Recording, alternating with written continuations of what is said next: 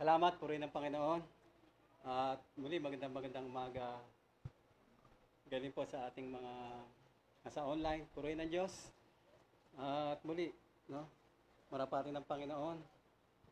No, sa ating pag-aaral, kung tutusin, napakahirap, nahirapan ako rito. sa isang, sa bahagi. No?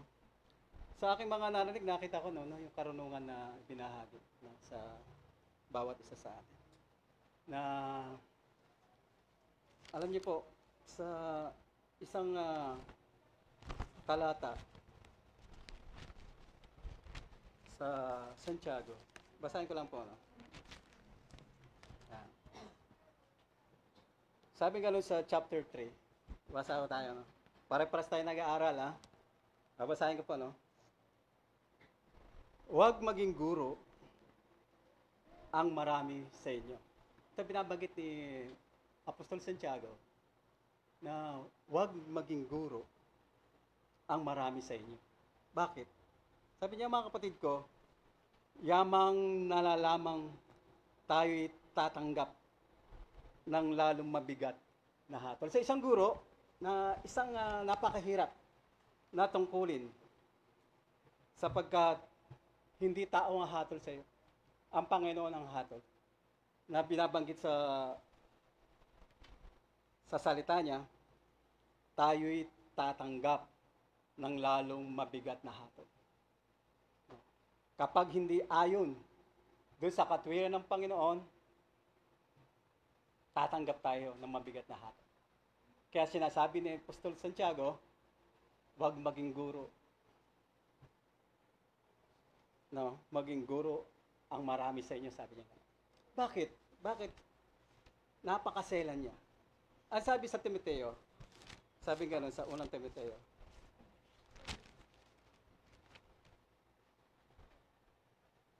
sa unang Timoteo, chapter 4, verse 16.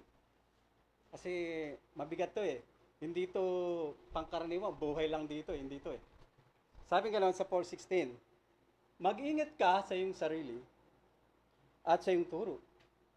Manatili ka sa mga bagay na ito sapagkat sa paggawa nito ay iyo ring ililigtas.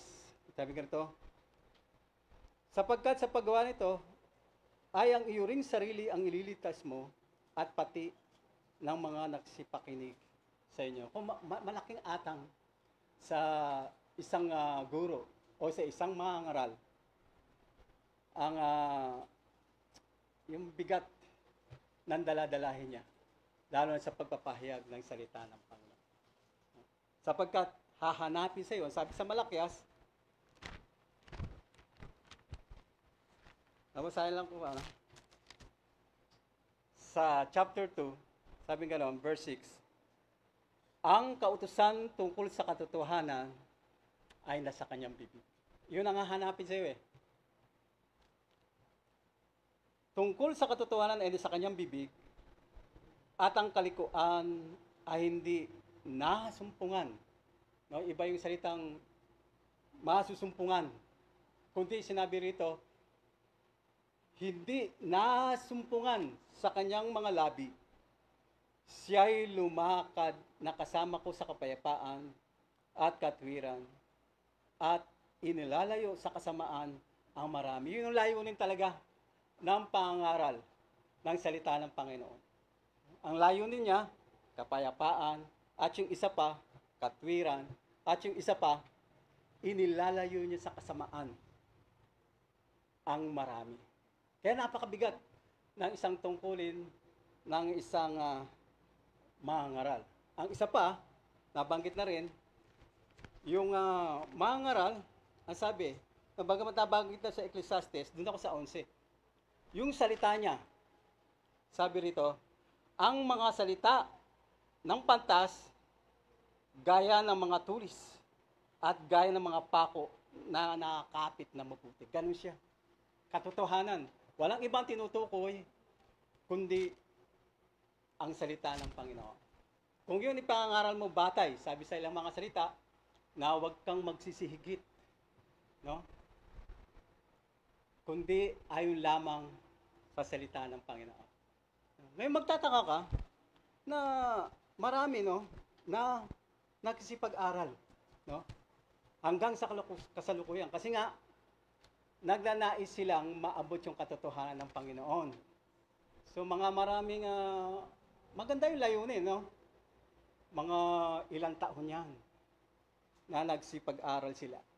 Pero bakit hindi nakakaabot doon sa katotohanan? Ano sa tingin nyo? Bakit hindi maabot sa katotohanan bagamat nag-aaral sila? At makita mo mga profesional, mga matatalino, mga guro diyan, no? Pero bakit hindi nakakabot doon sa katotohanan? Ang isang sa dahilan na makita natin, no, madalas ginagawa nila, sabi dito, nagsisilaban sila doon sa katotohanan. No, pinapalitan nila ng ng utos tao. No, katulad ng mga binanggit ng ilang ating mga kapatid, dahil sa mga pakinabang. No? Katotohanan naman yun eh. Pero may mga salita ang Panginoon kung bakit hindi nila maabot sa kabila ng pagsusumikap na maabot nila yung salita ng Panginoon. Siyempre ginagawa ang Panginoon nung una pa man. Ang sabi sa Deuteronomy, sa 29, isa ito. Iba't ibang layunin eh, yung tao kasi. Kung iba yung layunin mo, ganito mangyayari sa'yo. Sabi sa 29 ng Deuteronomy, verse 4, ibig sabihin, nung una pa, matagal na itong talatan to sa Deuteronomy, di ba? Sabi gano'n, ngunit hindi kayo binigyan ng Panginoon ng pusong ikakikilala. Kita niyo po? May ganun pala, no? Hindi sila binigyan ng Panginoon ng pusong binanggit dito, ikakikilala. Doon sa katotohanan, doon sa salita ng Panginoon.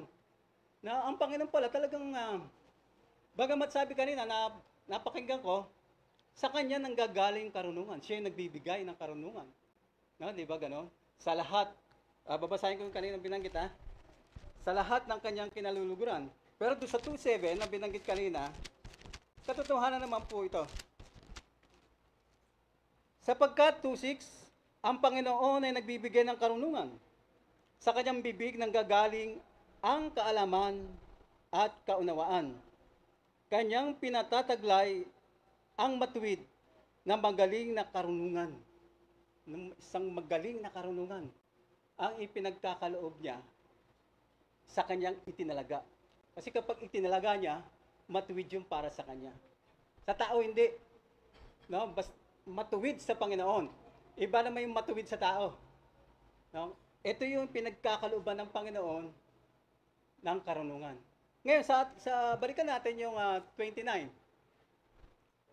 Ang Panginoon din pala, akala natin kung ang Panginoon talaga, bigay kaagad yung karunungan eh. Meron din kabilang side siya na makikita natin ayon sa isang layunin ng isang tao na gustong magpahayag ng salita ng Panginoon.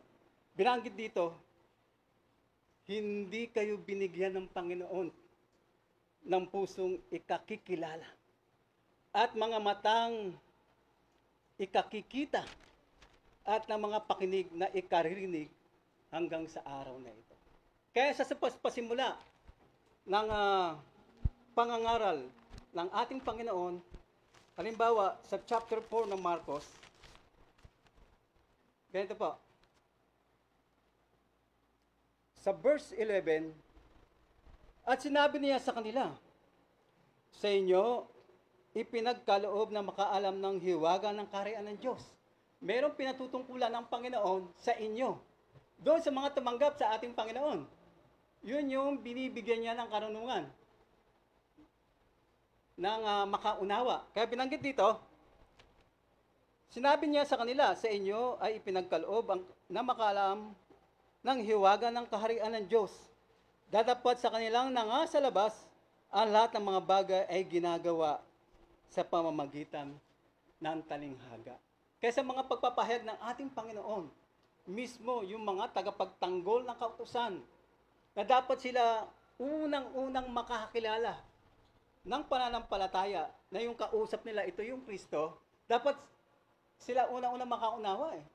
Sapagkat sila yung pinanggagalingan ng kautusan. Kasi, ano sila ron eh, bihasa eh. Bakit hindi nila maunawa?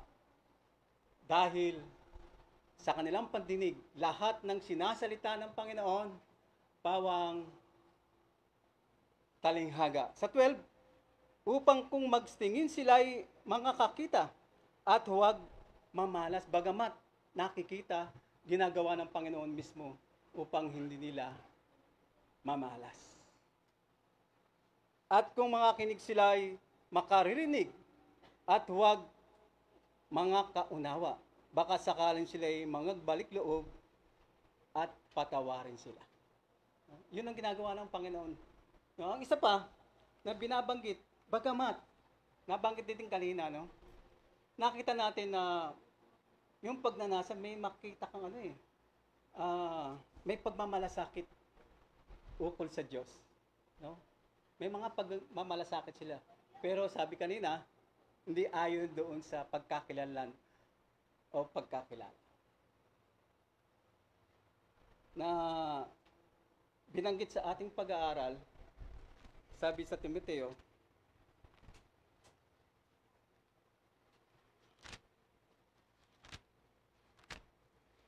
yan,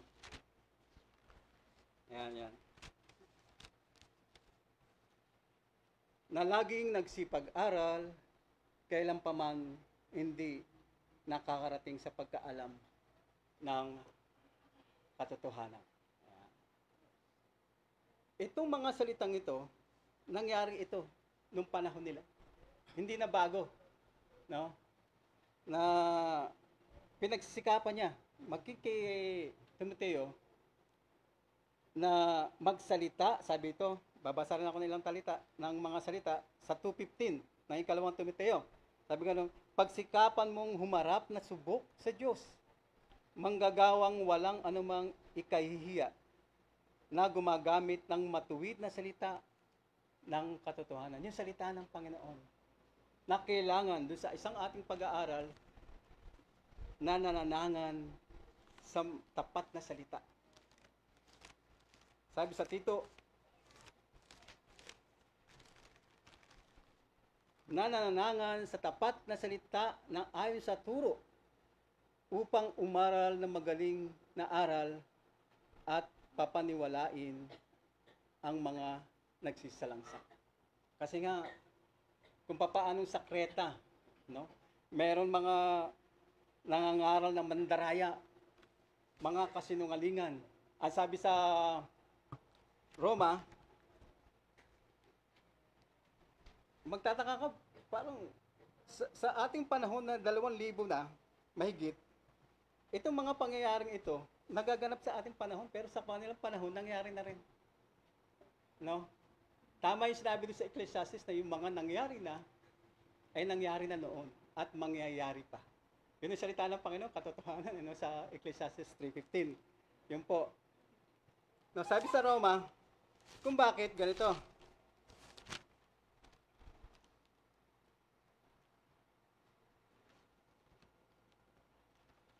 Sapagkat sa 1:18 ng Roma, sapagkat ang puot ng Diyos ay nahayag mula sa langit laban sa lahat na kasamaan at kalikuan ng mga tao, na mga sinasawata ang katotohanan ng kalikuan. Sapagkat nakikilala tungkol sa Diyos ay hayag sa kanila, sapagkat ito'y ipinahayag ng Diyos sa kanila. Ito yung isa na hindi mo maunawaan kung bakit na patuloy na nahihirati pa rin. Sasabihin nila sa bato, ikaw ay Diyos. Sasabihin nila, ikaw ay Diyos. Pero sa kanilang pag-aaral mo kasi, Biblia naman pinag-aaralan Pero bakit hindi nila maalis yun? Ba't hindi nila maalis? Yung katotohanan yun. Dahil ba nasulat, may nagsalita nga, nagpahayag Doon sa, naalala ko yung verse doon sa chapter 18, ang Diyos ay malaking bato. Sabi nga, kita mo, ang Diyos ay bato? Oo, bato. Kita mo yung mga pangangatwirang na, ayun naman sinasabi na hindi mo maunawaan. Na nahihirati pa rin sila doon sa ganong paniniwala at katotohanan. Nung magtataka ka, siguro sa mga 4 years, alam mo na yun eh. Dagdagan mo pa ng 6 na taon, lalo alam mo na. Pero bakit? Kasi iba yung nagtuturo. Para doon sa kanilang kapakinabangan, sa kanilang mga doktrina, mga aral tao. Kaya nga sabi nga, huwag magsisigit, no, sa nasa sulat.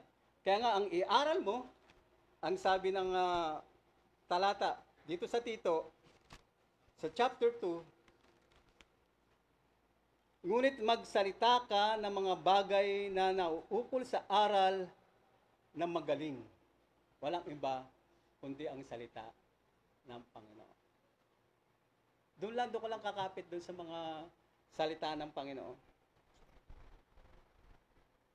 Doon sa, kailangan hindi ka lumis doon eh. Kasi may mga pangyayari din naman sa ganito. May narinig ko kanina yung mga panayang dalo. Katotohanan naman, meron eh. Sabi ganun sa chapter 5. Ganito po, sa Hebreo. Ito lang yon. 5:11. Tungkol sa kanya'y marami kaming sasabihin. At mahirap na saysayin. Palibasay nagsipurol kayo sa pakikinig. Number 1 yun. Nagsipurol sa pakikinig. Sa ibang salita, sabi ni Apostol Pedro, huwag kayong maging tamad. Kasi katotohanan nyo, kapag may katamaran tayo sa salita ng Panginoon, tulog tayo, ayun, magsisipurol tayo. Ganon din sila, nagsipurol. Ang tinatanggap lang yung ayon sa kanilang gusto. Kaya ganon lang nangyayari, nagsipurol sa pakikinig.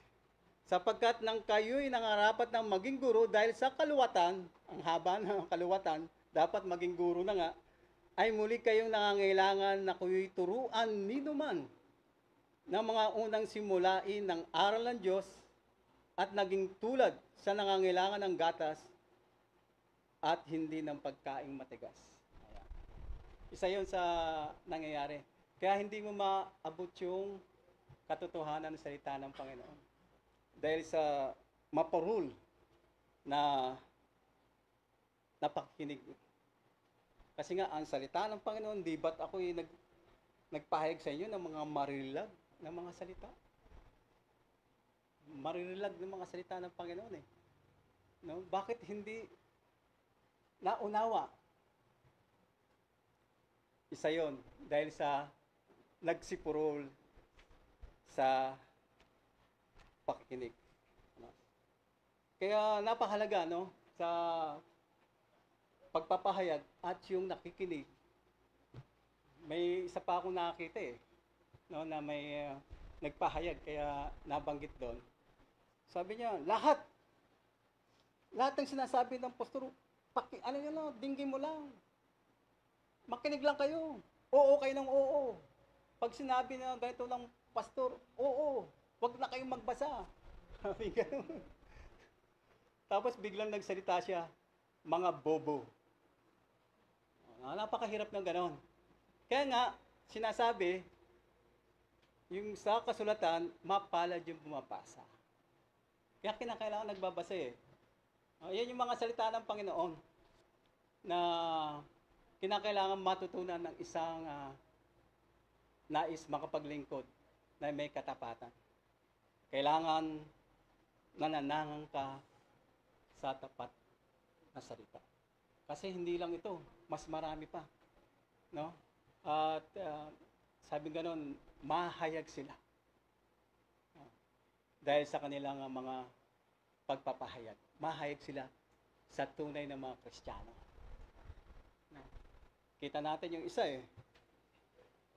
Naalala ko yung pahayag na ating kapatid. Itong mukhang ito, makikita nyo sa langit. Ito, makita. Kita mo mga salitang yun, no? Na nakakatakot na magsalita ng ganung mga bagay. No, ang sabi doon sa Timoteo, chapter 6, kung ang sino may nagtuturo, 6:3, ng ibang aral at hindi sumasang-ayon sa salitang nakagagaling sa makatwid ay sa mga salita ng ating Panginoong Jesucristo at sa aral na ayon sa kabanalan, ang gayon ay palalo. Nagiging palalo sila na para na makaakit ng mga tao. Ano yung isang nabanggit kanina? Dahil sa pakinabang. No? Sabi nga, sa pagtataltalan ng mga taong masama ang pag-iisip at salat sa katotohanan na nagsipag-akala na ang kabanalan ay paraan ng pakinabang. Andun sila nakatutok sa pakinabang. Kaya, kapag ihahalo mo na yung pakinabang, hindi ka makakahayag ng katotohanan. Kasi paulit-ulit na binabanggit na yung kautusan wala na nung panahon ni Moises. Yung pag-aabuloy ay yung 10% na natawag para sa mga Hebreo, para sa mga Israelita lamang. Inalis na yun. Pero dahil sa malaking pakinabang, patuloy pa rin na ginagawa ang mga bagay na yun. Nakakalungkot, ano? Katulad yung isang pagpapahayag ng ating ibang kapatid na may mga grupo na nais makapakinig ng salita ng Panginoon. Pero dahil sa konti yung naibigay, hindi na bumalik. No, nakakagulat na isang mangaral na tumitingin sa pera. Hindi doon sa kaliligtas ng tao. Yan. Pero sa atin, ang lahat ng mga bagay na yan, ay sa Korinto, sa chapter 2, kaya nauunawa natin yan, sabi doon sa 13, na ang mga bagay na ito ay atin namang sinasalita, hindi sa mga salitang itinuturo ng karunungan ng tao, kundi sa itinuturo ng Espiritu, na iniwawangis natin ang mga bagay ayon sa Espiritu, sa mga pananalitang ayon sa Espiritu. Doon natin na inihahayag ayon sa salita ng Panginoon. No? Sila kasi laging sa material Kaya magugulat ka, sa kanila puro material, ang dami nila. Doon sa Espiritu, sa pagpapahayag, kukunti sila. Di ba ganon? Pero nasusulat No? Mas marami, sabi doon sa, ito na lang po, no? Sa unang 1,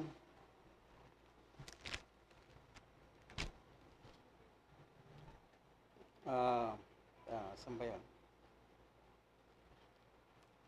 Yung sinasalita nila ay pawang sa sanlibutan, kaya pinapakinggan sila ng sanlibutan.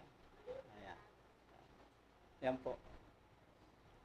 Purihin ng Panginoon at natapos na yung ating na napakaba ng pag-aaral na ito. Yun ay mga mga ilang bahagi lamang ng ating pag-aaral at mamaya isusunod, dadagdagan pa yan ng ating kapatid na magsasalita pa mamaya. Purihin ng Panginoon at magandang umaga po sa inyo.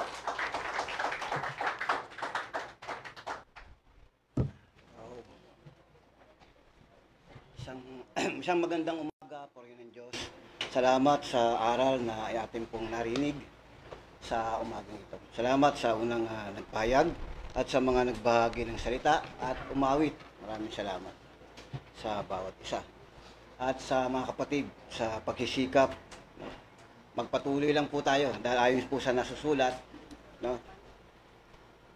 hanggang sa pagdating ng ating Panginoon. Ganun po yung pagsunod na hinahanap ng ating Panginoon sa bawat isa. At magandang umaga po purihin ng Diyos. No? Bagamat tayo ay munti. No?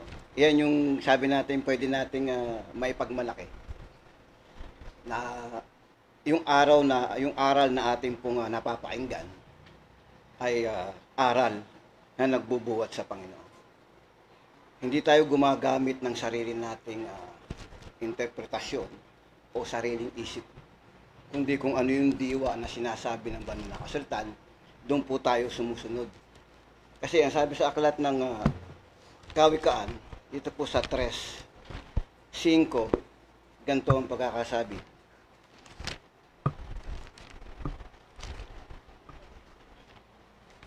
Sabi rito, sa 3:5, mas mabilis yata yung nakalagay doon. Hindi pala. Sinusubukan ko lang. Sabi po rin sa 3:5, ganito po yung pagkakasabi. Tumiwala ka sa Panginoon ng buong puso mo at huwag kang manalig sa iyong sariling kaunawaan. Una, para maunawaan at maintindihan yung talagang gusto ng Diyos o kalooban ng Panginoon na tamang aral, sabi rito, huwag kang manalig sa iyong sariling kaunawaan. Iaalis mo yung sarili mong kaunawaan para matutunan mo yung gusto ng Diyos. Kasi, yung kaunawaan, inilagay na eh. Kaya huwag kang gagamit ng sarili mo. Inilagay na yung kaunawaan ng Panginoon para ating matutunan. Napakaganda ng mga aral kanina ng napainggan ko eh. Ang sabi sa aklat ng 2 Korinto, pansinin nyo kasi ang sinasabi rito, aral na magaling sa ating pinag-aaralan. Sa 2 Timoteo, di ba? Sa 1:13, pag-aral na magaling ng pag-uusapan, sabi rito, ingatan mo ang mga ulirang mga salitang magagaling. Ano yon? Na narinig mo sa akin. Kapag hahanap ka na magaling na sinasabing aral, sabi rito, yung narinig mo sa akin. Ibig sabihin, narinig mo sa mga apostol. Ang sabi rito, sa pananampalataya at pag-ibig na nasa kay Kristo Jesus. Mabatay ka doon sa mga aral na magagaling, doon sa narinig mo, napakinggan mo sa ating mga apostol. Nabasa ng kanyang mga sulat. Sabi sa 1 Korinto, dito po sa 15:11, ganito yung pagkakasabi. Sabi rito, maging ako nga o sila, gayon ng aming ipinangangaral, gayon ng inyong sinasampalatayanan. Maging ako o sila. Yung mga tunay, iisa lang, sabi niyang ganon.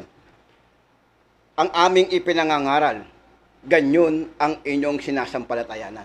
So, hindi pwede mag-iba yun. Isa lang yun. Basahin natin sa 4:17. Ano ba yun? Ng 1 Korinto. Dahil dito, aking sinugo sa inyo si Timoteo, na aking minamahal, tapat na anak sa Panginoon, na siya ang sa inyo'y magpapaalala ng aking mga daang nangakay Kristo, gaya ng itinuturo ko saan mang dako sa bawat iglesia. Sabi ni Apostol Pablo, ang kanyang itinuturo sa bawat dako saan mang iglesia, sabi niya ganun, alin yon? Yung daang na kay Kristo. Kaya kapag hanapin mo yung magaling na aral, hanapin mo yung daan na kay Kristo, kasi yun ang magaling na aral.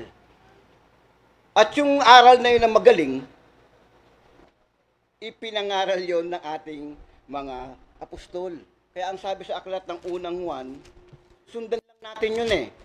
Sa unang Juan, sa 1:3, yaong aming nakita, narinig, siya rin naming ibinabalita sa inyo, upang kayo naman ay magkaroon ng pakikisama sa amin, oo tayo ay may pakikisama sa Ama at sa kanyang anak na si Jesucristo. Yung napakinggan nyo sa amin, yung ibinabalita namin sa inyo, sabing ganun, magkakaroon kayo ng pakikisama sa amin, may pakikisama sa Ama, may pakikisama sa anak. Kapag yun yung nasundan natin. Kaya kapag hahanapin mo yung aral na yun, para ikaw ay kaluguran ng Diyos, susundan natin yung daang na kay Kristo. Hindi kung ano-anong daan na itinuturo na marami ngayon. Ang tinuturo ngayon, daang na kay Kristo. At yun ay sa pangunguna ng ating mga apostol. Kasi wala silang laban sa katotohanan. Wala silang laban dun. No? Hindi nila pwedeng labanan yung katotohanan. 13:8 ng Korinto. Di ba? Ikalawang Korinto 13:8. Sapagkat kami walang anumang magagawa laban sa katotohanan, kundi ayon sa katotohanan. Ganun sila. Wala silang laban sa katotohanan, magagawang laban dito. Ay ngayon napakarami na mga ngaral ngayon, maraming walang pakundangan kundi lumalaban sa katotohanan. Kapag ikaw ay nagnanais na makasunod sa daang na kay Kristo, pailalim ka doon sa aral. Susunod ka doon sa aral, pasasakop ka doon sa aral. Susundan mo yun. Tignan nyo, sabi rito sa 12. Ito isang aral. Na nagtuturo sa atin. Ito aral to. Na nagtuturo sa atin upang pagtanggi natin sa kalikuan at sa mga kahalayan ng sanlibutan ay marapat mabuhay tayong may pagpipigil, matuwid, banal sa panahong kasalukuyan ng sanlibutang ito. Yun yung aral. Ano ang tinuturo? Pagtanggi natin sa kalikuan, sa kahalayan ng sanlibutan, ay marapat mabuhay ng pagpipigil, matuwid at banal. Sabi niyang ganun. Yung kasi yung mga itinuturo Kailangan makita natin yun. Na ito pala isa sa tinuturo, sa daang na kay Kristo. Ano yun? Kailangan tanggihan mo yung kalikuan. Yung kahalayan sa sanlibutan, mabuhay ka sa may kabanalan sa sanlibutang ito. Bakit na sinabi yun? Kasi nga, andito ang Kreta, bagamat nagsasabi silang nakakilala nila ang Kristo, ang Panginoon, may katangian sila, sinungaling No? Iba yung katangian ng Kreta ang Kreta ay isang isla, isang malaking isla yan, na sasakop ng Gresya. No? Maraming tao nandiyan. Iniwan niya si Tito diyan. Iniwan niya para husayin yung mga kapatid dito sa Kreta, yung mga nakikinig ng salita ng Diyos, yung nakikinig na aral. Kasi may maraming mga Hudyo rito sa Kreta Ngayon, nakita ni Apostol Pablo na meron silang paglakad na mali. Meron silang paglakad na hindi mabuti. Diba? Binanggit niya rin dito Nung iwanan niya si Tito, kumbaga sa isang lokal na lugar, ang iniwan niya rito si Tito, manguna ka dyan, sa lokal, dyan sa Kreta. Siya yung nanguna dito. Bakit? Kasi si Tito isang Grego. Kaya siya ang iniwan dito. Ngayon, ang sabi niya kay Tito, husayin mo dyan. Yung mga pagkukulang dyan. Maghalal ka, sabing ganon. Nung mga makakatulong mo, mga obispo. Doon pa lang Kaya napakahirap mga kapatid, tatayo ka, mahangaral ka. Tama yung sinabi niya. Dahil may katangiang hinahanap. Kasi ang sabi rito, tinan niyo sa 16, sila'y nagpapanggap na nakikilala nila ang Diyos. Nagsasabi sila, kilala nila ang Diyos Pero ang sabi rito, ngunit ikinakaila sa pamamagitan ng kanilang mga gawa. Unang-una mo masusumpungan at dapat makita talaga yung gawa.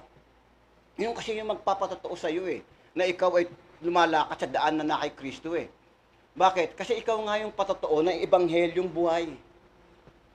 Ikaw yung yung gawa ng Diyos yung ebanghelyo Makikita ng tao yun sa pamamagitan ng pag-uugali, sa pamamagitan ng pamumuhay. Makikita sa iyo yun.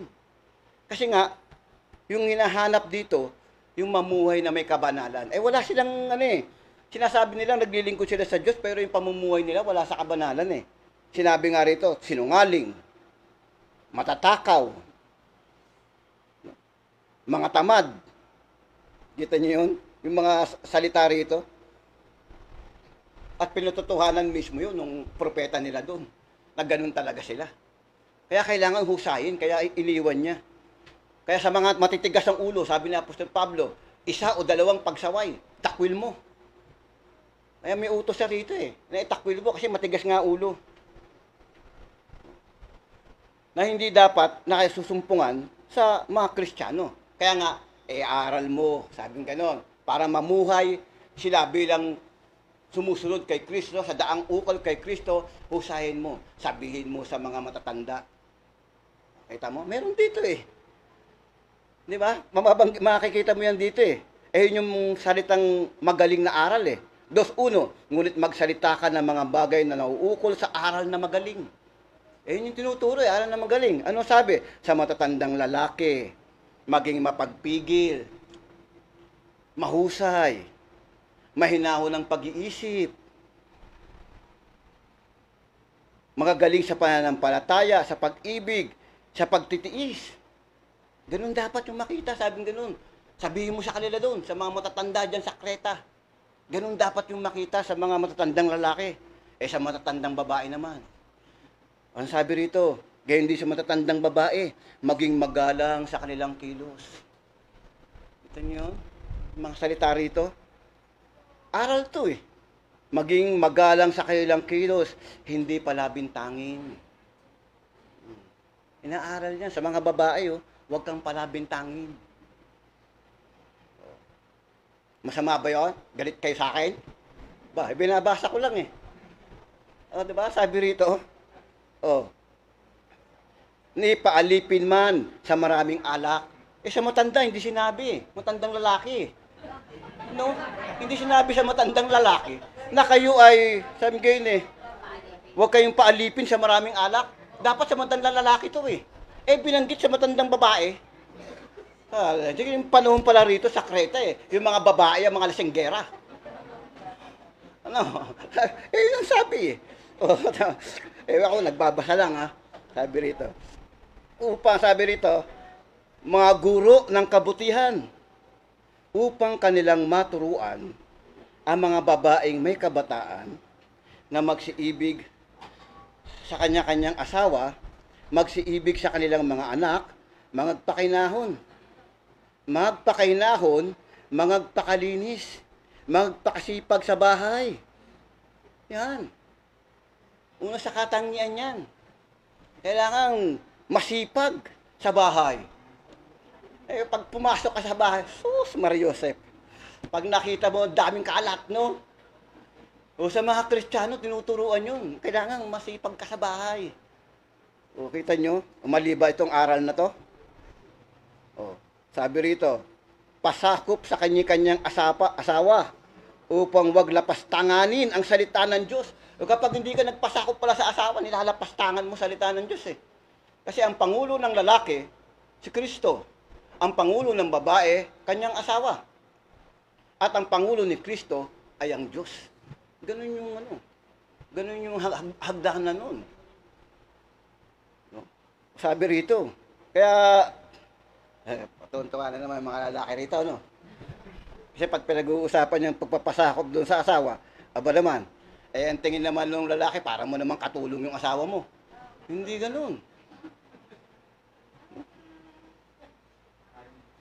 Kaya nga sabi dito eh, parehas inaaralan ng mabuti.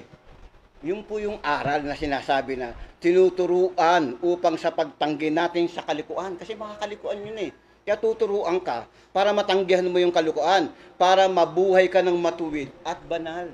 Bakit kinakailangan mamuhay ng matuwid, ng banal?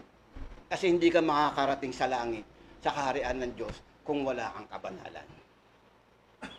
Sayang yung paglilingkod mo kung wala itong kabanalang ito.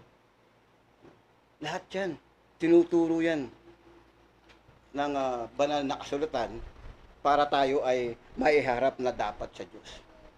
Kasi merong talagang sinasabi na nagsisipangaral, ngunit hindi makaabot dun sa talagang kaunawaan, sa karunungan. Kasi nga, gusto nilang maitayo yung sarili lang kanila. Kaya nga, wag kang paano sa sarili mong unawa eh. Eh gusto mo, maitanyag yung sarili mo, hindi mo talaga maaabot yun. Katulad nung halimbawa, bawal daw ang gumawa ng mga Diyos o Diyos-Diyosan. Eh bakit si Kristo, bakit si Moises pinagawa ng Diyos ng tansong ahas? O di ba? Para maipanig lang nila yung katuwiran babanggit. Yung tansong ahas daw, bakit gumawa ng ganun? Nung panahon na yun, kaya gumawa si Moses tansong ahas, utos ng Diyos yun. Dahil naglagay ng Diyos sa mga ahas para puksain yung Israel dahil masyadong matigas ang ulo ng Israel. Dinala mo ba kami rito? Walang tubig, walang tinapay, magugutom kami. Narinig ng Diyos yun, siyempre. Nakita mo na lahat ng kababalagang ipinakita sa iyo ng Panginoon? Yung nandun ka na sa ilang, pagkain lang, hindi ba maibibigay sa iyo ng Diyos yun? Nilalapastangan nila yung Panginoon. Kaya nagdala ang Diyos ng mga ahas. No? Pero dumaing sila kay Moises. Idalangin mo kami. Kaya dumalangin si Moises. Ano sabi ng Panginoon kay Moises? Gumawa na mabagsik na ahas. Yun nga, yung tansong ahas. Pero lumalarawan yun, sabi sa aklat ng Juan, dito sa 3:15, na hindi nila naintindihan. Akala nila, pinayagang gumawa ka ng Diyos. Ang sabi doon, yung tumingin lang, hindi sinabing sambahin.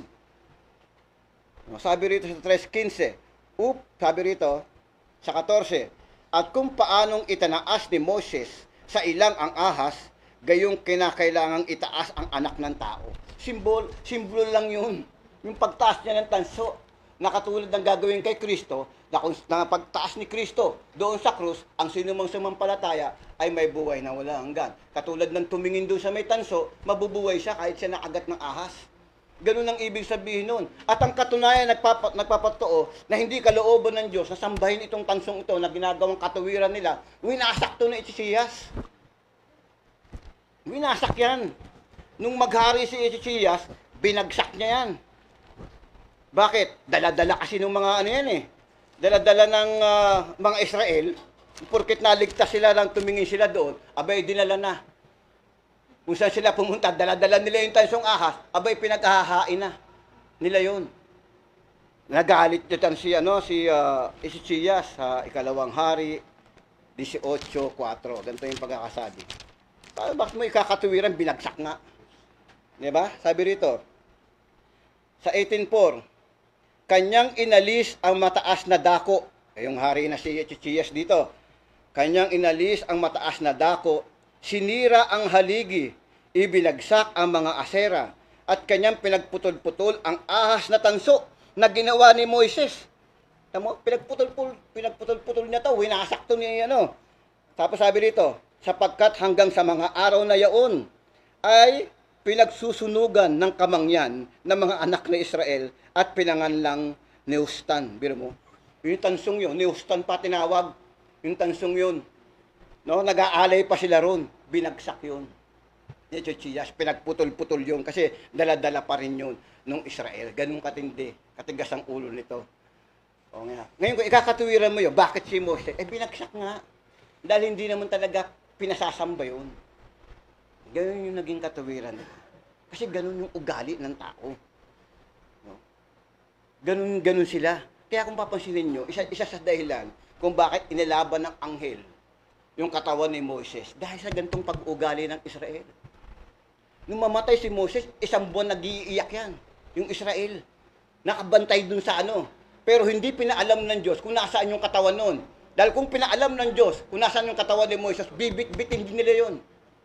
At gagawin nilang Diyos si Moises. Sigurado yun. Sigurado, ganun yung gagawin nila. Kaya yung katawan na yun, iningatan yun ng anghel ng Panginoon. Dahil mawawasak ang Israel sa galit ng Diyos kapag mangyayaring gano'n na naman yung gagawin nila. Kaya yun yung sinasabing inilaban. Isa yun sa dahilan yun. Na inilaban ng anghel, yung katawan ni Moises. Dahil kung alam nila kung saan na doon yun, baka nandun na sila ngayon. No? Kung alam nila yung bundok na pinaglibingan, kung alam nila kung saan nandoon yun, ay magtatayo ng templo doon. Sigurado yan. Kaya hindi yan pinahintulot ng Panginoon na mangyari yung mga bagay niyo. Kasi nga, yung buto nga ni Jose, dala-dala rin nila eh. Di ba? Buto ni Jose, binit-bit din nila. Yung pakayang kay Moises, ang hindi nila dalhin. Yun yung isa kung bakit ganun yung pangyayari na protektahan ng anghel ng Panginoon ang katawan ni Moises. Isa yun sa dahilan. Ngayon, tuloy po tayo. Tingnan natin yung pagkakilala doon sa mga bulaan.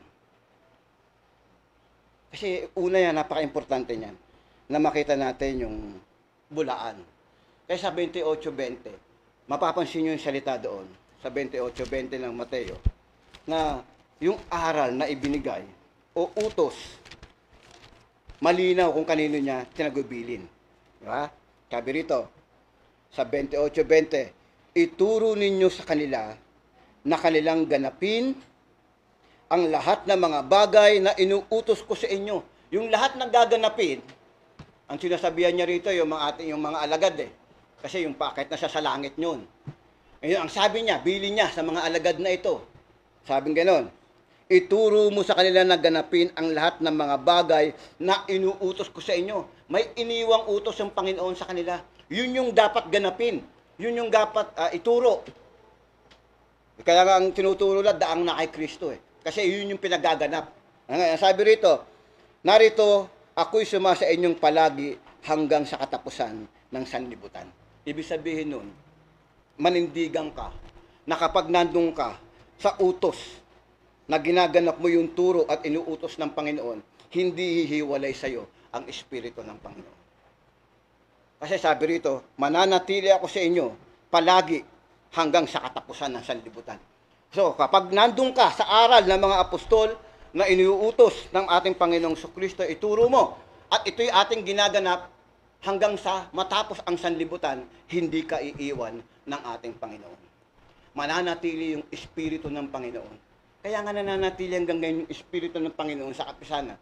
Dahil pinipilit natin, hindi pinipilit, talagang ninanais natin na ganapin ang inuutos ng ating Panginoon. Yung daang na kay Kristo. Kaya hindi tayo iniiwanan. Pero kapag tayo lumihis dyan, sigurado iiwanan tayo ng Panginoon. Yun yung tamang aral kasi. Yung daang na kay Kristo, wala nang ibang aral. Yung na kay Kristo lang, yun yung ating susundan. Kaya huwag kayong pupunta sa sinasabing, dumaan muna kayo sa akin. Pag hindi kayo dumaan sa akin, hindi kayo makakarating sa langit. Yun ang sabi ni Kibuloy. Ano? Yung daan na itinuro ay na kay Kristo. Ngayon, tanin nyo ang ginagawa sa mga bulaan. Ikalawang Pedro sa 2:3. Para makita nyo, sabi rito, at sa kasakiman sa mga pakunwaring salita ay ipinangangalakal kayo. Na ang hatol nga sa kanila mula nung una ay hindi nagluluwat. Sabing ganun. At ang kanilang kapahamakan ay hindi magugupiling. Sabi rito. Bakit? Kasi ang kasakiman ng pakunwaring salita ay ipinangangalakal kayo. Yung tao mismo ang kinakalakal ng mga mangaral. Ikaw mismo kinakalakal ka ng mga mangaral. Kaya makikita nyo yung iba pinagpapalimos. Yung iba pinagtitinda ng ballpen. Yung iba pinapaakyat sa bus. Ang ibig sabihin nung kinakalakal ka nung nangangaral sa inyo. Yun ang ibig sabihin nung, yun yung hinula ni Pedro, yun yung kanyang sinabi, na may lalabas talagang mga ganito. At ito'y umiiral sa panahon natin ngayon. Umiiral to. Itong kretang to, umiiral to hanggang sa ngayon. Sa maraming mga relihon ngayon. Na ninanais, sabing ganon. Diba? Sa unang Timoteo. Tingnan nyo yung pagkakasabi sa 3. Sa 6, 3, 5, ganito yung pagkakasabi. Kung ang sino may nagtuturo ng ibang aral, hindi sumasang-ayon sa salitang magagaling, hindi sasang-ayon sa salitang magagaling, sa makatuwid ay ang mga salita ng ating Panginoong Kristo. Ano daw po yung magaling sa ating pag-aaral? Mga salita ng Panginoong Kristo. Hindi salita ni Moises. Salita ni Kristo ang sinasabi rito. Hindi salita ni Soriano. Hindi salita ni Manalo. Hindi salita ni Bilarde. Salita ni Salita ni Kristo. Sabi rito. At gayon ay palalo. Sabi rito, sa makatuwid bagay ang salita ng ating Panginoong Kristo at aral na ayon sa kabanalan. Ang gayon ay palalo. Walang nalalamang anuman, kundi may sakit sa mga usapang pagtatalo. Mga salitang pinagbubuhatan ng kapanigalian, mga pagkakaalit, mga pag-alipusta, mga masamang akala. pagtaltalan ng mga taong masasama ang pag-iisip at salat sa katotohanan na nagsisipag-akala na ang kabanalan ay paraan ng pakinabang. Yung palang pagsunod sa Diyos, no, ay paraan ng pakinabang. Sabing ganun. Yung mga taong ito, sabing ganun. Mga palalo, walang alam na anuman.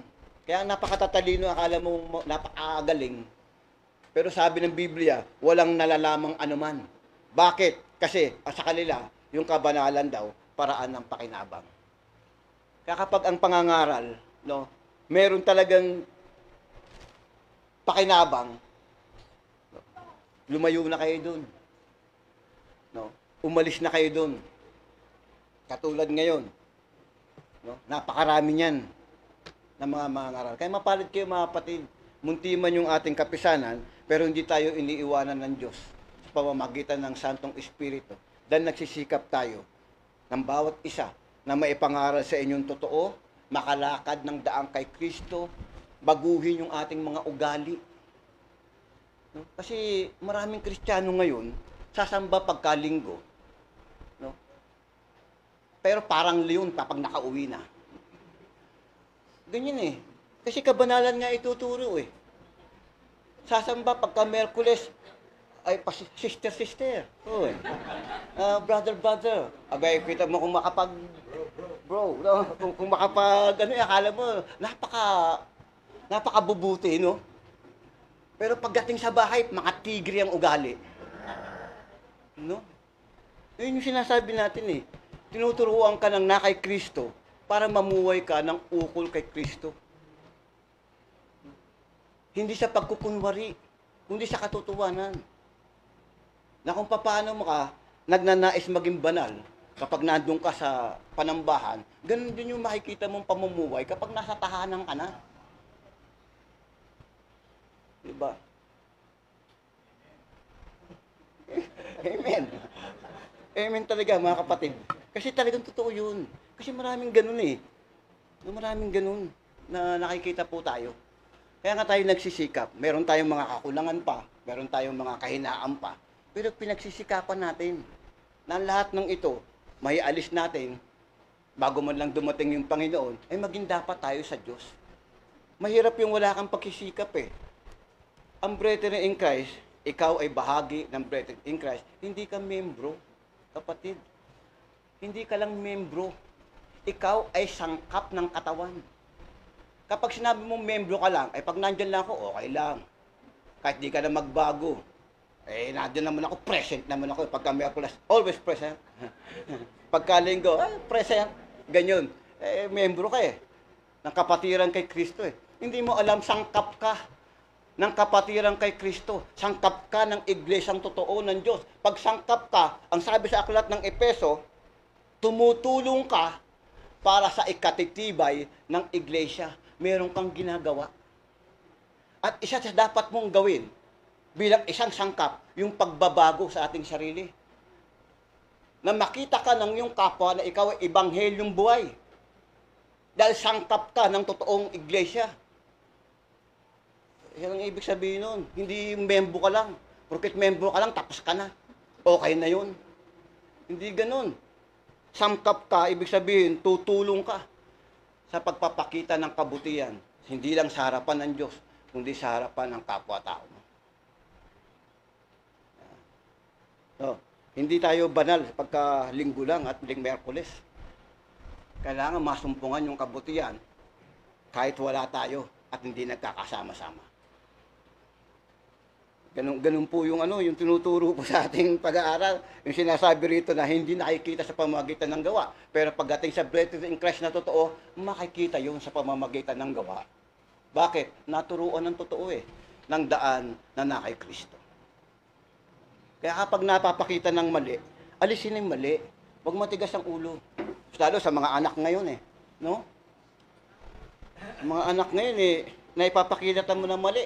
Dahil sa malaki na, bahala na ako, may isip na akong sarili Susundin na kung ano ang gusto nila.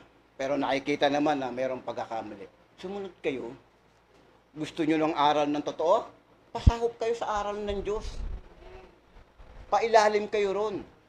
Kristiyano kayo, nakikinig kayo ng salita ng Diyos, babaliwalain nyo yung napapakinggan, babaliwalain nyo yung aral ng Panginoon. Eh, anong tawag doon? Kristiyanong panis.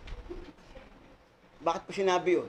Kasi sa aming bahay, nakikita ko, lagi may panis na kanin. Eh, gusto kong kainin. Pagkakain na ako, panis pala. Kanin ka nga, pero hindi ka papakinabangan. Bakit? Panis ka eh. Ganun din yung Kristiyano. Kristiyano ka nga kung panis, wala kang pakinabang. Kaya kailangan ang Kristiyano hindi panis.